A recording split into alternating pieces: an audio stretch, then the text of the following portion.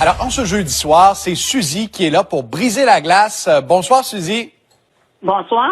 Ça va bien? Oui, ça va bien, vous? Oui, très bien. Je vous écoute.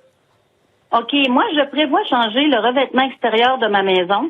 Et j'hésite entre deux options et je me demande laquelle serait la meilleure du point de vue financier. OK. Donc, la première option, ce serait de prendre les fonds nécessaires sur ma marge de crédit hypothécaire. Ou, comme deuxième option, décaisser le même montant nécessaire de mes FERR. Donc, soit on pige dans le fer, ou on pige dans notre bas de laine, ou on s'en va chercher une marge de crédit hypothécaire. Pour répondre à votre question, Suzy, Charles Hunter Villeneuve est fiscaliste chez IA Groupe Financier. Bonsoir. Bonsoir, M. Zappa. Vous allez bien? Très bien, très bien. Et je suis curieux, dans le contexte actuel de faible taux d'intérêt, mais que ça prête à monter, est-ce que vaut mieux prendre une marge de crédit hypothécaire pour faire ses rénovations ou encore piger dans son bas de laine? Ça reste du cas par cas, mais je vais essayer de donner des pistes de solutions générales là, pour madame. Oui. Premièrement, on compare le taux d'intérêt qui est non déductible généralement de la marge de crédit hypothécaire avec le taux de rendement prévu qui est non imposable dans ses REER. Et dans les deux cas, c'est le même montant qui est au travail. Donc, le meilleur des deux taux constituerait la solution à privilégier. Donc, par exemple, si la marge de crédit hypothécaire est à 3 et que Suzy réalise des rendements avec ses placements de l'ordre de 10 hein?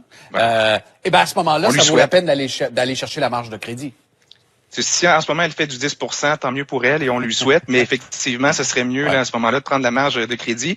Mais ce qu'il faut pas oublier, c'est qu'il y a aussi de l'impôt sur le REER et des rénovations, c'est en net. Pour son revêtement, par exemple, que c'était 10 000 net, il va falloir qu'elle retire plus de son REER, donc par exemple 15 000, parce que ça s'ajoute à son revenu. Oui.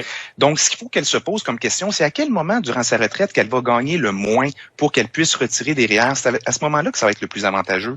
Et normalement, quand on est prestataire d'un fonds de pension, à 65 ans, la rente va baisser à cause que les rentes du régime public arrivent. Mais si elle les repoussait à 70 ans, d'une part, les rentes RRQ PSV seraient bonifiées, mais d'autre part, ça ferait en sorte que entre 65 et 70 ans, elle aurait un revenu plus bas. Donc, ça serait une belle fenêtre d'opportunité pour elle pour retirer ses REER à ce moment-là parce que son revenu serait plus bas. Et à 65 ans, si elle met en faire, elle pourrait faire du fractionnement de revenus avec son conjoint au fédéral et au Québec. Bon, voilà une solution fiscale avantageuse et surtout une réflexion pour vous, Suzy. Et je sais qu'on vous a envoyé pas mal d'informations. Alors, Suzy, l'émission est en reprise ce soir à 21h30 sur LCN. Merci beaucoup. Effectivement. Et merci, M. Hunter Villeneuve. Au revoir. C'est vrai que c'était beaucoup. Au revoir. Merci. Nathalie est là. Bonsoir.